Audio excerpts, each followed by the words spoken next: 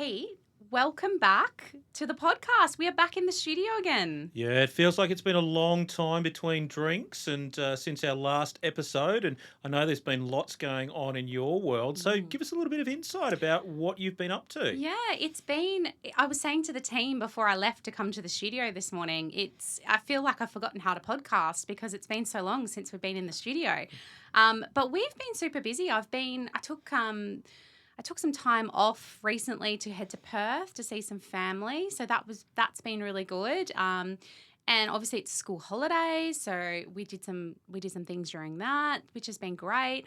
But how about you? Because you were meant to go away, weren't you? But you ended up going away a bit more locally. Yeah, look, a little bit of sort of changes of travel schedule there, and we replaced Phuket with Caloundra, but it was still a fabulous break there, just out there in the water, sort of just getting that last little bit of summer before we get into autumn truly. But definitely lots going on, and we're coming up to that exciting conference season again of May with Troop and Evolve and all the other events that are starting to roll in. So lots of excitement in the industry at the moment, that's for sure. There really is, and I just feel like those quarterly conference, let's call them blocks, roll around so quickly, don't they? And you've got a bit of travel coming up soon as well, off to Sri Lanka again. What was this trip, number 4 or 5? Yeah, look, back to Sri Lanka again, and then off to London. So we will be at the MSP show at Excel in London there. So really exciting for us as we continue to grow over in Europe. Amazing. Well, we are powering through season 3 of the podcast, and it's really exciting because we're starting to think about season 4 and what we've got planned for that. So we might get a few little insights today because it's sort of related to what we're going to talk about. But today we are joined by Carla Canning, who works closely with businesses on leadership, people performance, and what makes teams either succeed or fail. Through her business, Connect, Lead, Achieve, Carla brings really practical lens to the challenges that businesses, MSPs, TSPs face when it comes to managing things like your engineers and building capability and navigating, let's be honest, the sometimes messy people component of our businesses. So we're going to dive into a few things during this episode. But Carla, welcome to Two Sides of the Table. Thank you so much for having me. It's a real pleasure to be here today. Amazing. So talk to us about your journey and your career so far and sort of how did you land in a HR business? Sure. Well, I started my career in a very corporate HR setting. So I worked at a law firm for about 15 years and I really enjoyed that experience. But I honestly decided at the end of it that I didn't want to do HR again. Obviously, that changed somewhere along the way. I was just about to say, have we got the right guest? Yes, you do. I found that in working with some small and medium-sized organisations, particularly in the not-for-profit and community services sector, that HR just wasn't resourced or was really under-resourced. So I accidentally built a business for myself around how to support these small and medium-sized organisations to navigate, like you said, the tricky nature of people challenges, building, workplace cultures that are inclusive and supportive and that help you achieve the goals that you have for your business as well. Yeah, definitely.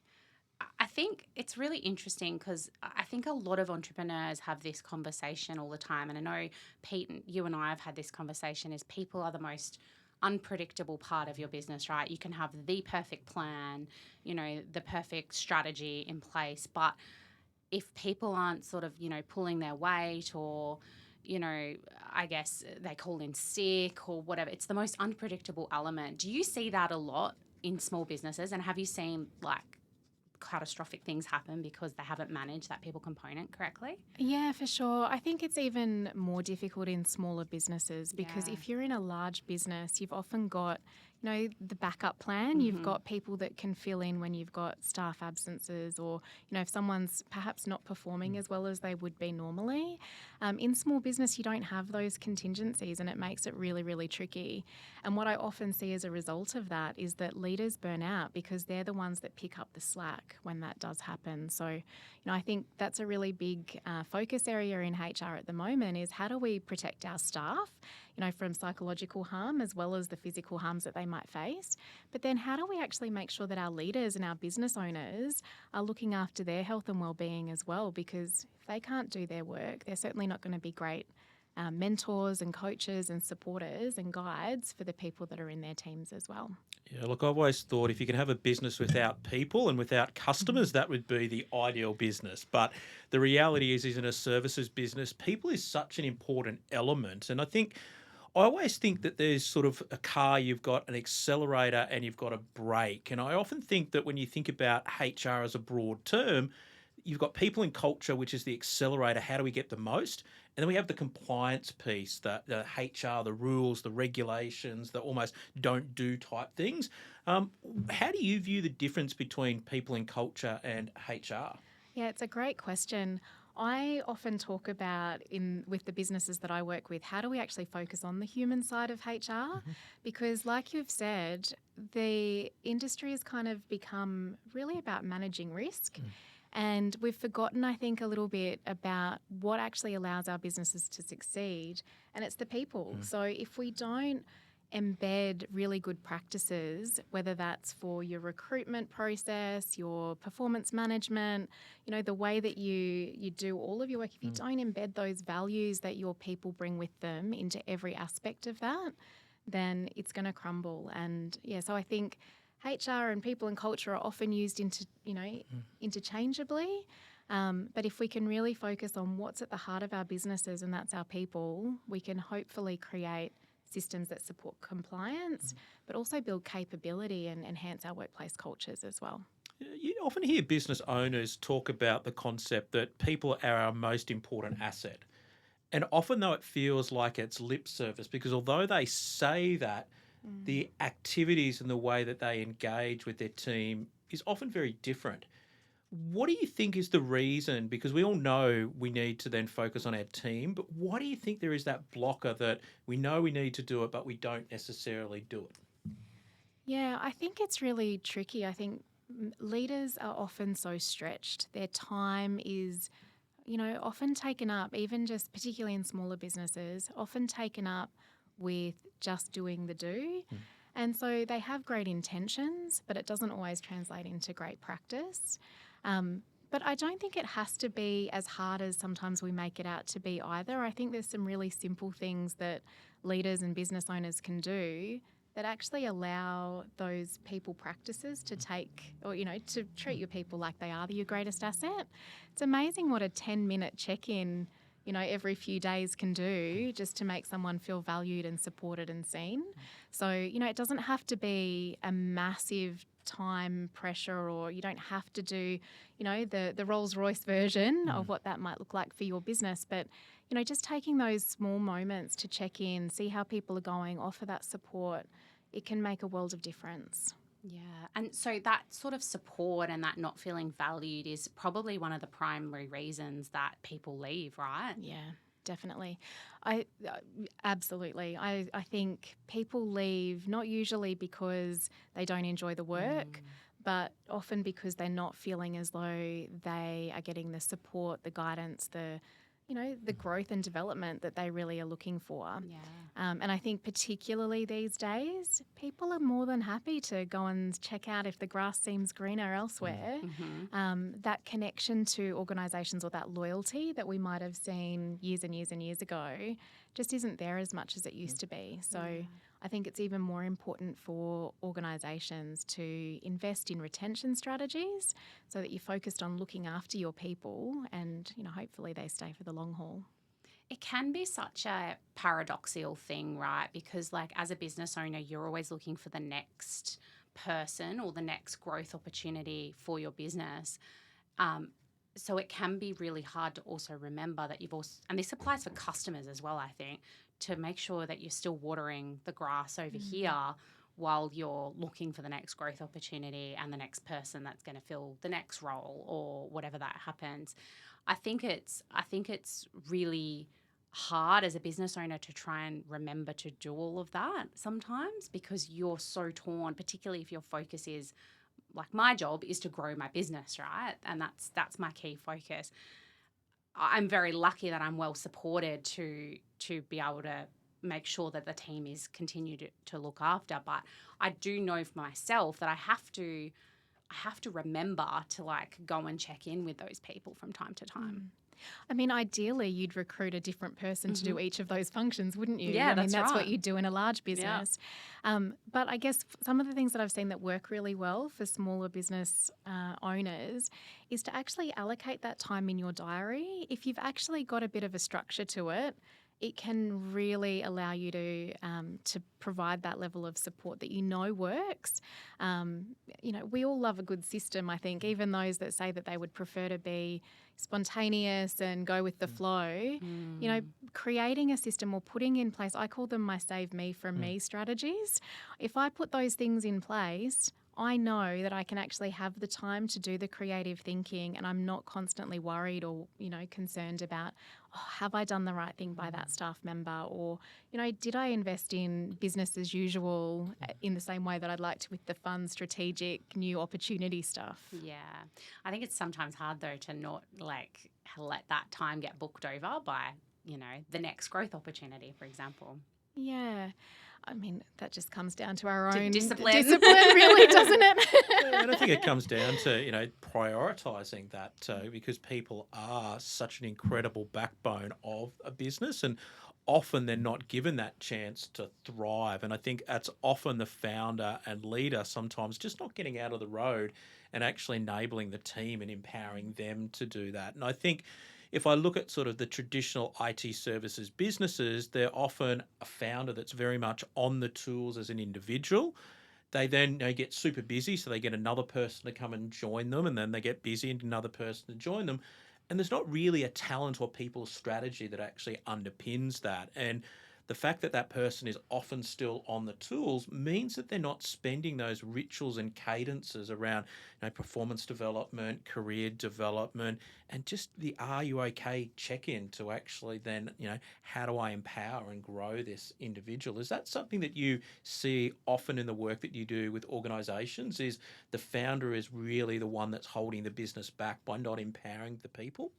Yeah, I think when you get to that point, you kind of want to delegate the things that you're not the best at, so that, if your strength is the business development work, by all means go and do that and bring the work back to your team, but put somebody on in like a team leader type role so that they can be responsible for the employee wellbeing and workforce planning and, those kinds of things. Because if you can allow people to work to their strengths, you can get out of the way and work to yours as well.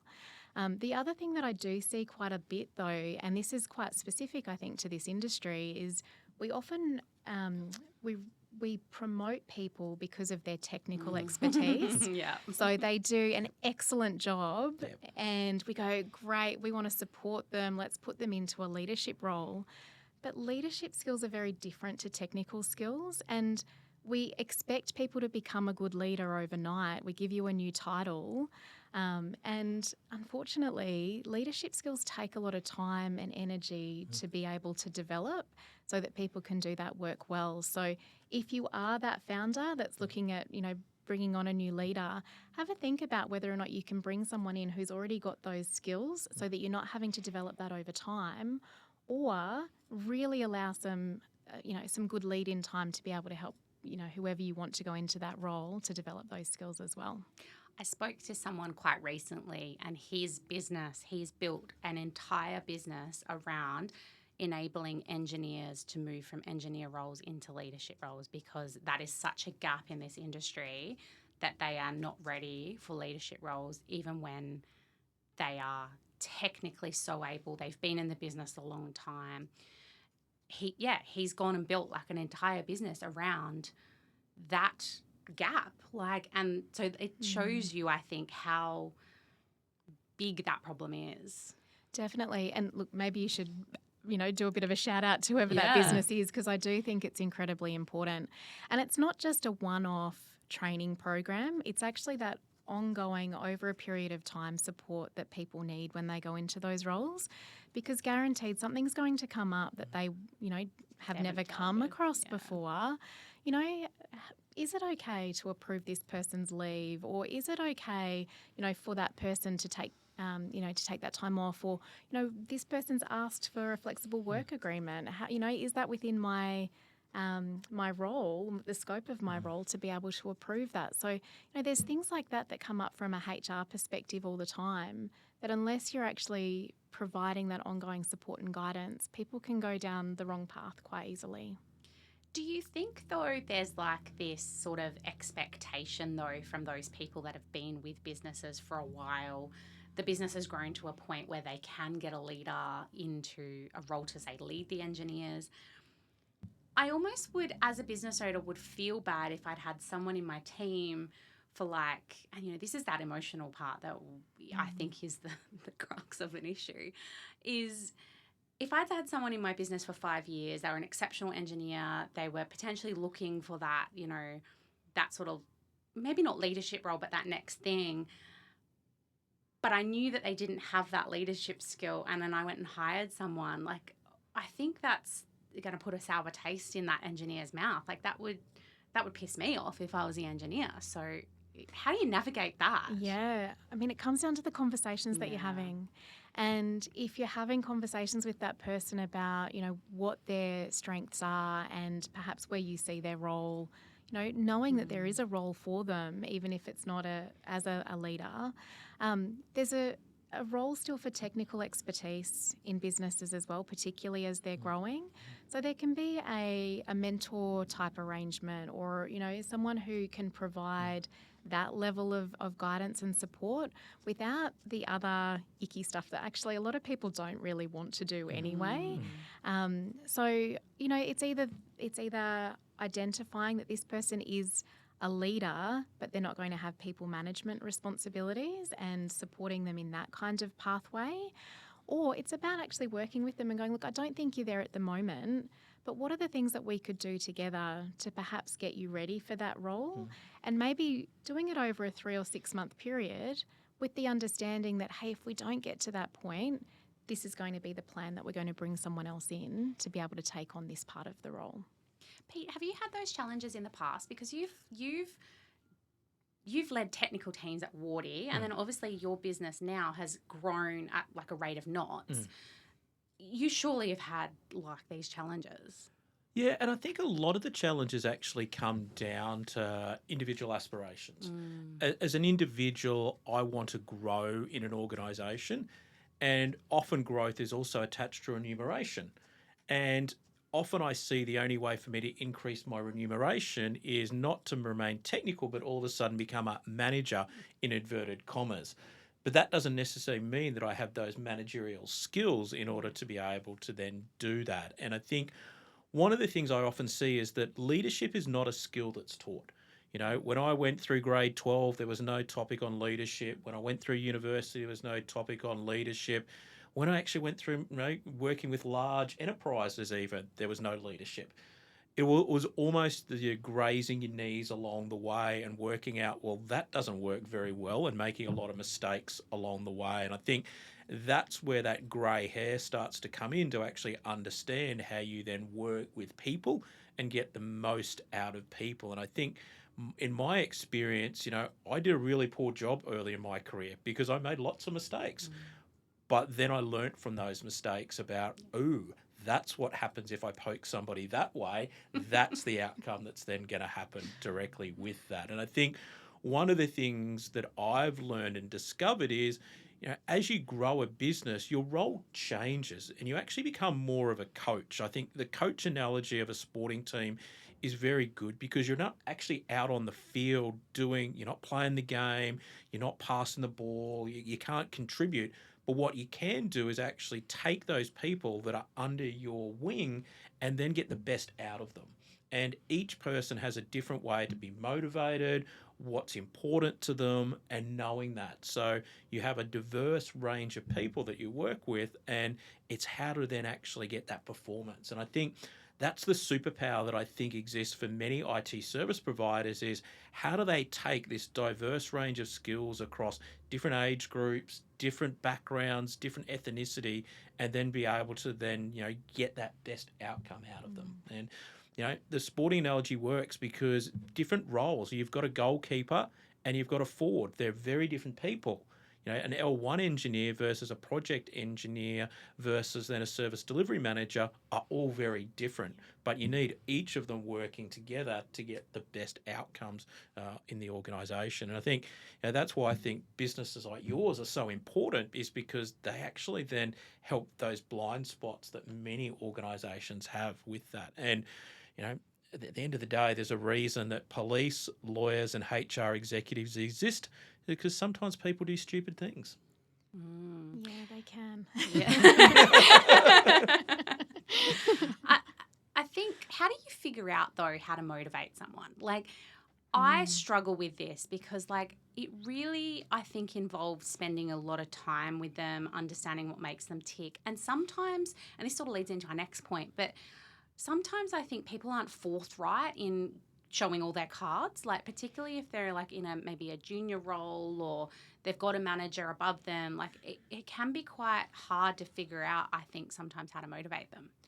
Yeah, I mean, it does require a two-way commitment to that, doesn't it? It can't all sit with the manager to be responsible for motivating their staff. The person has to have an element of wanting to do that themselves and wanting to progress, wanting to do good work. So we can't put it all on the leader or the manager. But if there's a glimmer of hope from somebody that they do want to, do well and perform good work and, maybe increase the quality of work that they provide, it's about then sitting with them and finding out what is the thing that's going to help you to get to where you want to be and what can I do to help you. I think sometimes we are expected, or we expect ourselves to have all of the answers about how to best support people. But like you said, Peter, the idea around everyone being different and everyone needing different things from us as leaders, we can actually ask them. And they might not have the answer immediately. I think that's, the other thing I recommend to people is pose the question and then give people a bit of a chance to think about it. A lot of people do need that reflection time to be able to come back. So, even just having a conversation today and saying, hey, I think you've got great potential. What are the things that we can do together to be able to help you to achieve, the work goals that you have? I know that's a big question to ask today. How about you think about it for a few days? We'll come back on Friday. Yeah. And I think some of that comes down to that psychological safety. Is different people have come from different working environments, and often they're afraid to speak up or actually express their mind. And that's that, how do you create that inclusivity to ensure that there is that curiosity in the individual, but to be able to have that open conversation.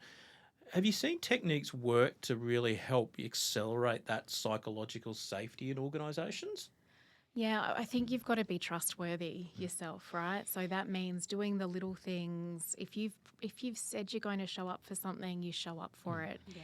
If you have promised that you're going to meet a particular deadline or get something to someone by a set time frame, you've done it. So it's often those little micro moments that actually create the biggest impact in my experience. Yeah. We often think about having to have a really detailed strategy that we then enact. But actually, it's about the little moments of human connection and those little opportunities to build trust that actually does accelerate the psychological safety in our work environment. So show up, do what you say you're going to do, don't make promises that you can't keep, be a bit real and a bit genuine and be very genuine with your team. Yeah. And they're the things that are going to really fast track that psychological safety. Yeah, I love that. I love that authenticity part, because I think we put up walls, I think, and put on armour. I call it armour, that we feel like we have to show up in a certain way because we're the leader and we're the boss. But I've had some of my best breakthrough moments when I've been in tears in front of my team because something hasn't worked, or, someone's, something's happened in my personal life. That has built the biggest, and, they want to see that and they want to huddle around you and support you during that. I think that's really important. I'm not saying you have to be in tears and be all emotional, but just having that showing that little bit of, I guess, humanization, human part of you is really important. Yeah. And I think the other thing that leaders sometimes struggle with is, we all say it's okay to make a mistake, but does our behaviour actually reflect that we think it's okay for that person to have made a mistake? So, if someone messes up, I mean, I know, and you said too, Peter, that some of the best lessons you've learned have come from, the times that you've stuffed something up. Yeah. And so we need to give people the opportunity to learn from their own mistakes as well. And so if someone does mess something up, trying not to react in that moment, but going, hey, all right, let's talk this through. Let's see what we can do to fix it. And then let's take some time to look for what the lessons are in that situation as well, so that we can prevent it from happening again. Yeah, and I think especially in technology, creating that, safety net is so important because technology is moving so quickly. No one is an expert, and you want people to experiment and try things, and they're going to break some things, and maybe actually use too many Claude credits or whatever it might be. There's something that's going to happen that's going to go wrong, but it's then that learning experience that comes from that. I think you look at the innocence that comes with children and the way that they learn, just stacking up bricks, and then all of a sudden those blocks just fall over. They do it again, it falls over. And they've got that permission to try, and they learn so quickly with that because they don't have a fear of failure. But unfortunately, in the workplace, we often almost beat that out of people, and then that really stifles that creativity. And I think where we are from a technology landscape perspective, where it is moving so quickly, having those frameworks in place to support people, I think really unlocks that creativity, which is so key that we need in the IT workspace. Do you think that's your biggest thing that you help businesses with, is creating that psychological safety part of their business? I think it's become a bigger focus for businesses. I mean, most people have probably heard about the code of practice that's been put in place in Queensland and other states and territories. Tell me a little bit more about that. It sounds like something I need to maybe do a bit of research on. So there's always been, or for a long time, there's been a requirement for businesses to prioritise psychological safety in the same way that they do physical safety for their staff. But a couple of years ago, there was an additional code of practice that was implemented in Queensland around psychosocial safety, which means that organisations need to take some time to think about what might be the psychosocial safety risks. It's a mouthful, isn't it? Yep. In their business, so that they can develop ways to prevent those risks from occurring. And there's similar kinds of things across all states and territories, slightly different depending on which area you work in. But it is becoming a really key focus area for businesses because staff are often saying, I don't feel safe. And so businesses are having to find ways to be able to provide feedback in ways that are safe and supportive without their staff saying, well, actually, that's a risk to my psychosocial safety. So I'm seeing a really big increase in that. I wouldn't say it's the only thing that we do work with, but it is a big focus area. And I think part of that is also educating your team around what is a psychosocial safety risk or hazard, because it's a very different thing to be unsafe as opposed to being uncomfortable. And actually, in order for us to be able to have a productive team environment, in order for us to be able to grow and develop, we've got to be comfortable being a little bit uncomfortable at times. And so, working with people about how do we actually work well in those moments where it might feel a bit uncertain or we are testing things out, trying new things, making mistakes, learning from them. All of those things feel a little bit icky, but it doesn't mean that it's an unsafe work environment. So as long as feedback and, that exploration is being done in a way that's respectful and kind and compassionate, that's okay. And it's okay for people to feel a little bit out of their comfort zone. Yeah, wow. It just sounds like one more bit of legislation that as a business owner needs to be across, because I think that's one of the concerns that often people have is navigating that legislative risk of people.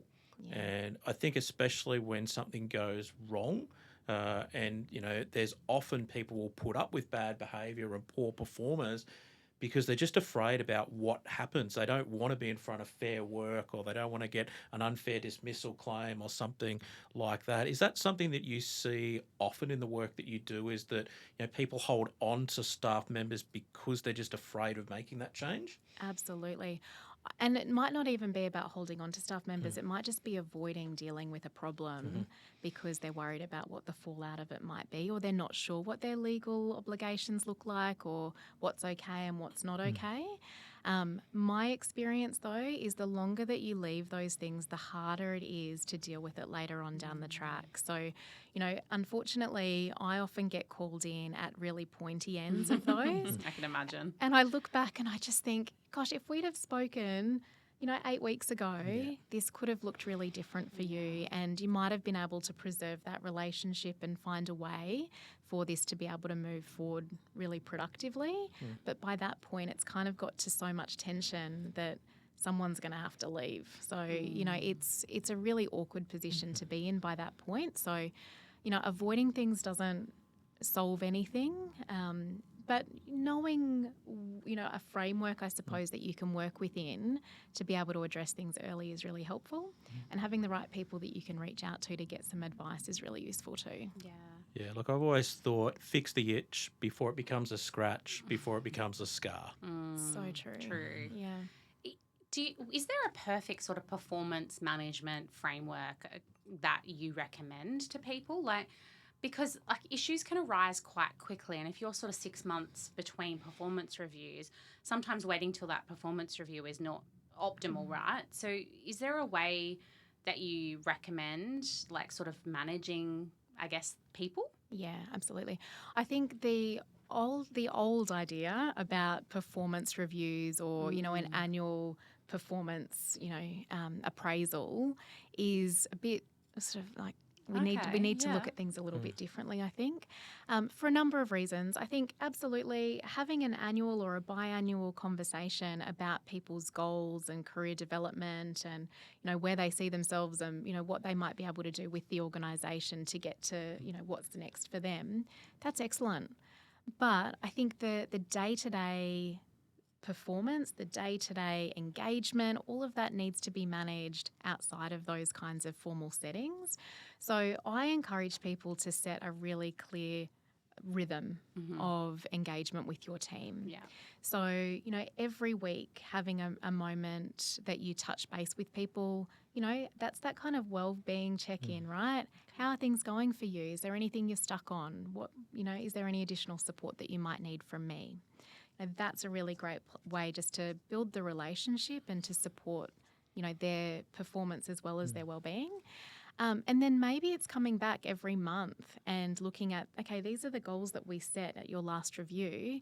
How are we tracking against those? And hey, we're 5 months into this 6-month plan, and I promised that we would get you that training, and we haven't done that yet. So how about we get that locked in for next month so that, we're actually working towards this together?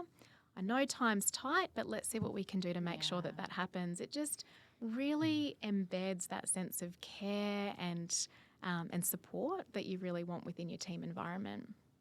How do you recommend, though, that you do training when business is so busy and you need these people on the tools to do the work? It feels sometimes like that's priority number 10. But would it become a priority if that person was going to leave because there was another organisation that was going to invest in them more than you? It's a great point. Probably. Yeah. I think that's, it's about people stay when they feel as though their expectations are being met or exceeded, and they feel like they've got, they feel like they're contributing, to a sense of purpose with that organisation. And some of that does come down to the training and, other ways that we invest in our people. So, I think it's important to think about, what's the risk of not doing those things rather than, gosh, how are we going to find time to make that happen? Yeah, a common thing I hear talking to business owners is a frustration that team members don't want to do training in their own time. They only want to do training on the work's dime. Is that something that you see often working with organisations? And how do you shift that culture to become a shared responsibility? Yeah, it's actually a tricky question to answer because if the training is a requirement of their role, we do need to pay people for that time. So it's really important that people are getting paid for the work that they do, and that includes doing training that allows them to do their job well.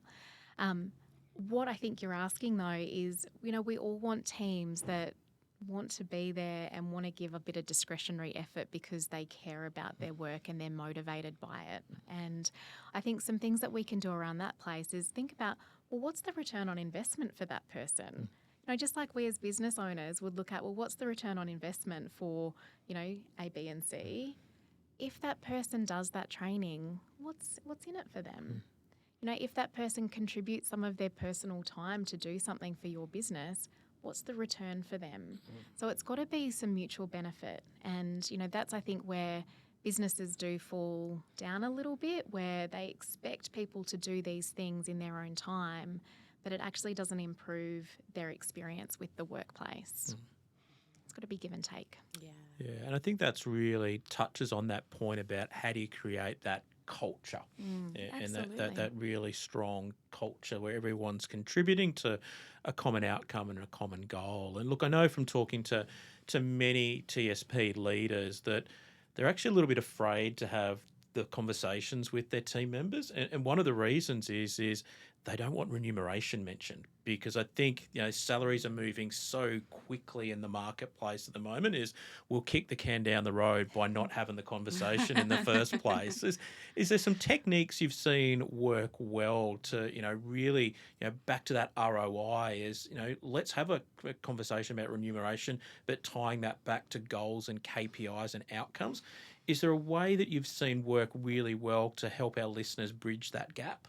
Yeah, I mean, you've got to start with the clear expectations from the start. So if you're going to link your remuneration reviews to performance, people need to know what the measures are to be able to obtain that review. What mean just because I'm here another year, I don't automatically get a pay rise? Isn't that how it happens? Well, and some awards you might, but but mostly it's about looking at, well, okay, hopefully you've got some good solid position descriptions in place. So you've got some baseline for what is the expectation for that employee. To go a little bit further, you might then also have some really clear KPIs that link to that position description or are embedded within it. And then those KPIs can be the things that you go, all right, if you meet this expectation, this is your likely remuneration increase. If you exceed them, maybe there's going to be a higher increase for that. But if you're not at that standard or, then your salary is going to stay the same. Now, I say all of this, of course, with the caveat that if your employees are covered by an award, just make sure that you're checking the details within your award or your enterprise agreement so that it's aligned to whatever's included there, because that's really your baseline. You can do more than that as long as you are making sure that your employees are better off overall. And I think that's one of the complexities that many businesses face is there's all sorts of, clerks awards, and if I'm paying someone this amount, then they're on this award. Otherwise, they're actually on an enterprise bargain agreement, or there's all of these complexities that often people don't realise. And I think one of the things that many people are afraid of is you hear the horror stories about underpayment. And I don't think anyone ever intentionally wants to underpay somebody, but they just trip themselves up along the way. Like, what should business owners be watching out for, especially with some of the admin workers and non-technical workers in their business? Yeah, I'd say just get some advice. The key thing is that your organisation might have multiple awards that cover different employees, and often, our business owners often don't think about that as an option. So the role itself needs to be classified under the appropriate award. Obviously, there are some industry awards that just wouldn't be relevant, but in this sector, there are multiple awards that might be covered. The IT industry is also quite an interesting one because there's also roles that just aren't covered by any particular award as well. And so, that's when you're really relying on those national employment standards and making sure that anything that you do meets or exceeds those expectations as well. But the best advice I can give is just to get some good solid advice. I often hear people have gone to Fair Work and they might have put in some information in their, they've got the PACT tool, PACT tool. Unfortunately, unless you've got a little bit of understanding around the complexities of awards, the information that you input into that might give you some really unhelpful suggestions. So again, getting some advice, making sure that your roles are clear and you've got and that someone can give you some guidance around which award and what level to classify those roles is probably the best way to move forward. Carla, thank you so much for joining us today. It's been, I think, a really insightful conversation. If people want to get in touch with you, how can they do that? Probably the best way is just to go to the website. Yep. So it's Connect, Lead, Achieve. If you Google that, it'll come up.